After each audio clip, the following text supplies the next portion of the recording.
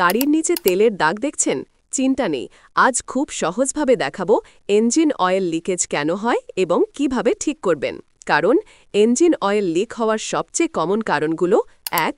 Oil filter loose বা পুরনো হয়ে যাওয়া। ২. অয়েল প্যান গাস্কেট ছেঁড়া। ৩. ক্র্যাঙ্ক সিল বা ক্যাম সিল লিকেজ। ৪. সার্ভিসিংয়ের সময় wrong tightening torque. ৫. Tappet cover seal leakage. ৬. Main oil seal leakage. ৭.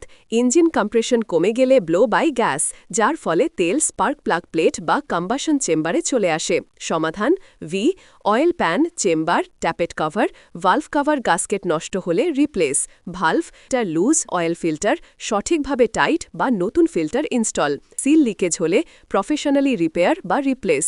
Main seal and crank cam seal leak হলে ইঞ্জিন সাইট প্রপার ডিসম্যান্টেল করে ঠিক করতে হবে।